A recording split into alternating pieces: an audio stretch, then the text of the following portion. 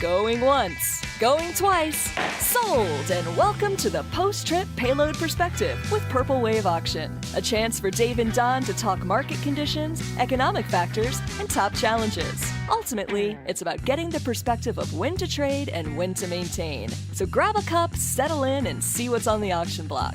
All of it brought to you by purplewave.com. Hey guys, as you heard, the segment is brought to you by Purple Wave. Purple Wave Auction is a trusted non-reserve equipment marketplace. Bi-weekly construction auctions provide countless opportunities to locate the perfect asset to make your job easier. All equipment sells to the highest bidder regardless of price. Transparent lists allow you to bid with confidence. PurpleWave.com. They're straight, simple, sold. And now I turn this over to our good friend, Dave Nemo. Hey, Dave. Hey, good morning again, everybody. And speaking about friends, we met a new friend a few weeks ago, and we're going to bring him on the show right now. And I'm talking about Don Nash. Don is the regional sales manager for the mid-Atlantic states for Purple Wave Auctions. And hey, Don, good morning. Good morning, Dave. How are you guys doing this morning? Oh, doing real good, doing real good. We have been talking about truck insurance and dash cams and legislation and you name it. So we're going to talk about some other things here this morning with you that might be a little bit unusual for folks, because if you own a truck, you've pretty much bought a truck, but maybe you've never bought a truck the way they sell trucks at Purple Wave. And we're going to talk about that a little bit.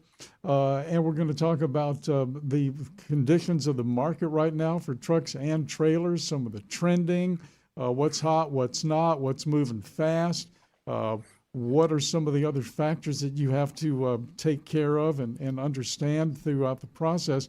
Well, we can't do all that at once, so we're going to kind of take it in bites and make it so that almost making it like an ongoing webinar, I guess, Don, because we have so many bases to cover that a lot of folks may not have even considered before. It's kind of a unique experience, the whole idea of the auction world. Yes, it is. It's well, I would say it's a unique experience to most, but to the trucking industry, maybe not so much. I mean, the trucking industry itself has bought and sold trucks through the auction process for decades and decades and decades. I've been fortunate to be part of that for probably the last couple of decades or so. And as you said, I work here at purplewave.com, and where our truck auctions are like none other. I mean, they're entirely online, as you had said. And we sell as is, where is. So those assets do not have to travel to get sold. We come to you and do that. But as far as the uniqueness of it, I think that is probably what is the more unique factor versus pretty much other traditional auctions where you need to move your assets to get those sold. We'll come to you and get those assets signed up and get them online and get them sold at purplewave.com. Got it. I would imagine that if folks are hearing us right now, they got to know what purple. Where does purple come from? Where does that fit into it? But there's a great story there, and it makes all the sense in the world, doesn't it? Well, there's a couple of those. So yeah, purplewave.com. They talk about unique, right? There's everything else is called such and such auctions or something like that. But Purple Wave comes from our home base. Our home base is in Manhattan, Kansas, and that's K-State, Kansas State University. Our founder, Mr. Aaron McKee, and his wife, who's our chief operations officer, are both graduates of Kansas State. And I guess I can go ahead and allude to the story a little bit, though, this public facing about the name. And for us, that, Aaron McKee, the founder, has always been an entrepreneur. He's just a fantastic mind that never stops. And so back in college, him and a fraternity brother, I believe, got a hold of a bus. I believe they bought it at auction, as a matter of fact. And the story goes that they, made it into a flatbed or cut the back of it off and put 2 hot tubs on the back and painted it purple, and that got leased out to fraternities and sororities on the weekends, and as the Purple Wave mobile or Purple Wave bus. And so that's kind of the first foray in it, and that name has stuck ever since. And so that's where it comes from, the Purple Wave, and of course purple itself being the color for Kansas State University.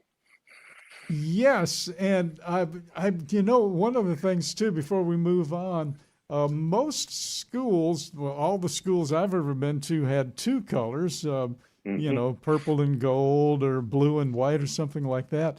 Kansas State just has the one color, the royal purple.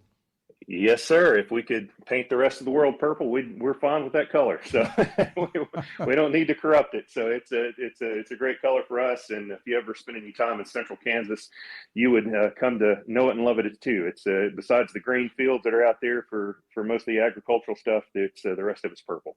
So one of the things that I mentioned a little bit earlier was that we were going to talk a little bit about the time to buy a truck. And I mentioned earlier that some of the biggest names in trucking were started during the worst possible time to start anything, and that was like during the Great Depression of the 1930s, That's right. Those companies are still around. So I would imagine that the time to buy a truck is when you need a truck. And that need is pretty much all the time. I know we've got fluctuations in the market. It's very cyclic.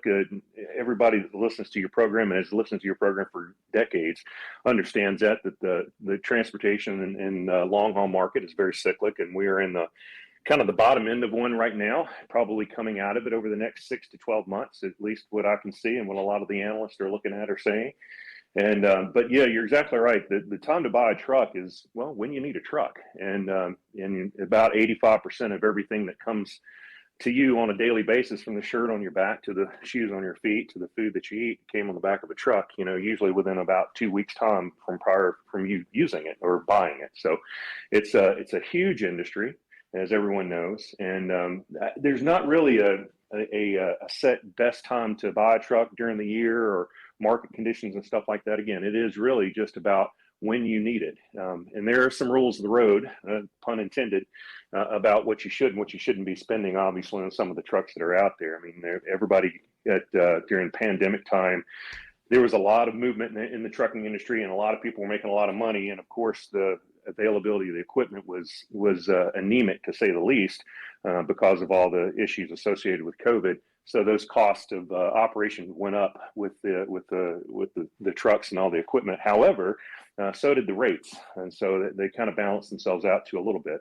But then you come on the backside of it again, cyclic industry.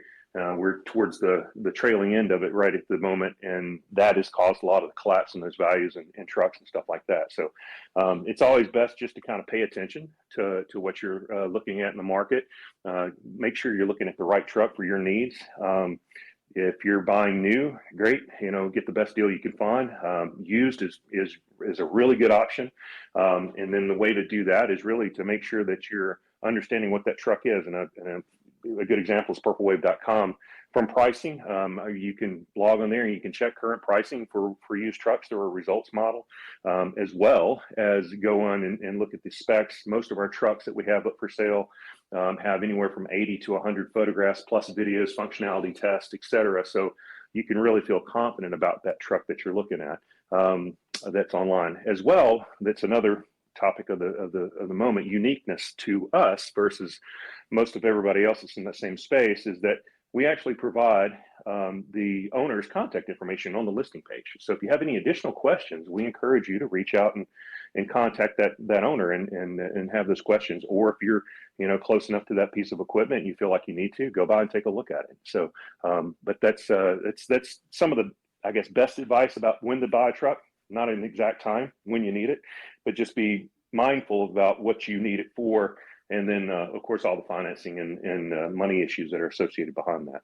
So, indeed, the economic factors that affect the industry right now, of course. So we just talked to Renee Amar, who heads up the Louisiana Motor Truck Association, and the cost. What a great name! Yeah, the cost of insurance is crippling a lot of trucking companies here in Louisiana. And some folks are moving to Mississippi, who has the lowest commercial insurance rates in the country. So location, you know. No doubt. So we have a lot of stuff going on that really doesn't have much to do with the trucks themselves, if that makes sense. A lot of decision making about getting a truck, it doesn't have anything to do with the truck. As you well know, all of those contributing factors. Are there some contributing factors right now that maybe weren't here 6 months ago?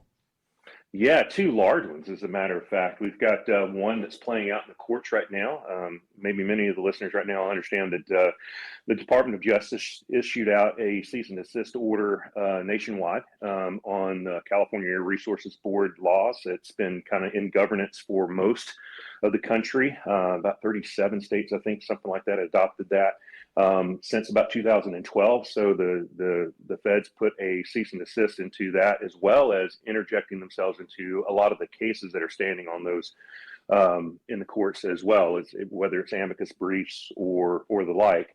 And the cease and desist is to reverse what California's Air Resources Board law was on the emissions on it. And of course, that has spawned a lot of other lawsuits that's come into effect from the OEMs. They're looking for clearance and for clarity on that, and that's really put a kind of a monkey wrench into the entire truck market as it is, because we had a guest on earlier today, I believe it was Mike Roth, who I've met a couple of times, and he's got his the North American Council for Freight Efficiency's test that's going on. It's very interesting to be able to look at that and to see the comparisons between the diesel engines and the hydrogens and the electrics and stuff like that. But all of that is in turmoil right now because of that lawsuits, which could take years to play out. So that's the first factor. The second factor that's come in is that we've had the major engine manufacturer, Cummins, that just pivoted away from EV, going straight with hydrogen is what they're looking. Well, of course, with their diesel, but that's where they're making their investment, it sounds like, and then doing a lot of really clean burning efficiencies on their X15s and their new 14-liter engine that they've got coming out. So those things at the top of the market and the new factor really trickle down into the used market itself, because it does impact what those trucks and values might be worth. But overall, you're right. There's so many additional factors outside of the vehicle itself that impact the overall economics of that truck. Location, and insurance is a huge one. I've worked many distressed financial situations from trucking companies where they got into they had an accident. They got named in an accident and found liable for it, and it caused them to. I've had a few that have been bankrupt because of that. I'm sure plenty of listeners that have experienced that or known about those things that are in the market itself. We're seeing a lot of that, but and as well as just restructuring of their fleet because they needed to downsize, et cetera. But overall, the auction industry itself, I didn't want to leave on that note too much, but the overall industry itself for auctions for trucks, it's really a business strategy instead of an exit strategy.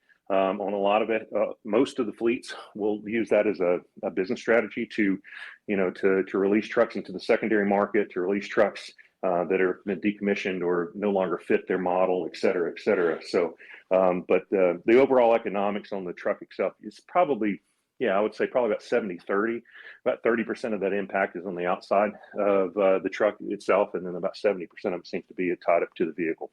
So, one of the things too, and this is totally different. I keep telling folks how much different what we're doing here in terms of live streaming is, as opposed to being on live radio. It looks the same, looks like a duck, it even quacks like a duck, but it's really not a duck. It's kind of strange.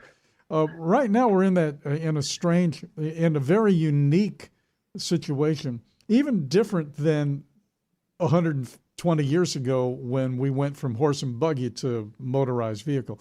That was a huge change. But this is a change too, because we are, okay, I use a truck, I run it, it's it's a little old now. I want to get a new truck, so I sell the truck. I auction it. I sell it, give it to somebody. But the next truck I'm going to get is going to be the same thing, only different. It'll be a little more modern, a little cleaner, a little more fuel efficient, but it's going to be the same thing, only different / better. Now what we're talking about is moving to something that is not the same thing at all. It looks like the same thing, but it's not under the hood. So buying decisions used to be made not on the spot. I mean, sometimes you have to do that, but buying decisions have been made pretty much in terms of months from now. Right. This is kind of like 2 years from now thinking in terms of, what are the results of the run on less going to be? Is that going to make me go hydrogen, or is it going to make me go renewable diesel? Where am I going to go? How does that how does that play into the day-to-day for you guys in terms of having this stuff kind of looming out there, or is it looming out there? No, it certainly is looming, because what that does is it really does change. Well, it changed the buyer dynamics for us is what it does. And of course, buyers is we want to instill the highest confidence we can in anybody that goes to purplewave.com. That's why we have such thorough, what we call data collection when you're looking at that piece of equipment on the listing page itself. But the way it impacts for us is that we have our experts that are out in the field looking and reviewing these trucks every day. It changes the vocabulary, right? It changes everything about the way we advertise that truck, the way we list that truck, the way we talk about that truck, its capabilities, and all of a sudden now it's not about fuel economy miles per gallon. It's miles per kilowatt. If you're looking at it that way, it's miles per whatever on hydrogen, et cetera. So it changes the fundamentals of that, and it really puts, especially if you're an owner operator and you have these considerations about expanding your fleet or replacing a truck or stuff like that, you're having to learn a new language, and a lot of our people that are in the trucking space, especially owner operators, they've been doing this for quite a while, and so they've been speaking the same language for quite a while. And so when you get into the new news, as we see coming out from a lot of the OEMs and manufacturers, they need to learn this new language about what those trucks are, what a kilowatt is, versus a mile per gallon versus all that kind of good stuff, and to understand what's going to be the best route for me. And to do that, and you're right, it's not a 3-month or 6-month decision now. It's more a little bit longer in the tooth. It's probably a 2 to 3 year decision, 2 to 3 year outlook, 2 to 3 year, I guess, educational role for the people that are in the procurement side of things to understand what these vehicles are going to look like in 2 to 3 to 4 or 5 years as they start coming down, into the secondary market, the used vehicle market. And so that in and of itself creates a lot of opportunity because there's a lot of trade that goes on from my chair, but it also creates a little bit of confusion and stagnation too, because you've got such indecision in the market right now, like we were just discussing with the cease and desist order, that's really put the pause on a lot of the new equipment that's coming out. So what I'm seeing now is we're seeing a lot more activity in the used market. You go to what you know. And so the drivers that are in the seats today, they know those trucks. They know what an X15 engine is. They know what a Detroit is. They know all these things, and they see the results on the stuff that came from Mike Roth and what he was doing, Run for Less, and you see those 8-9 mile per gallon.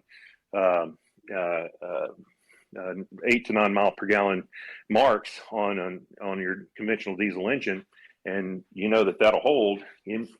Why sit there and wait to see what's going to happen at the OEM level? To maybe I can purchase a vehicle that used to cost $130,000 to $135,000 new from the OEM that now costs $200,000 to a little over $200,000, and I'm not sure exactly what that vehicle is going to be. So we're seeing a lot of motion in that where they're upgrading their equipment, but they're upgrading their equipment to conventional equipment, just a little more modern. But that issue still is there, and it's coming, in the next 2 years, 3 years, 4 years, where those decisions will have to be made.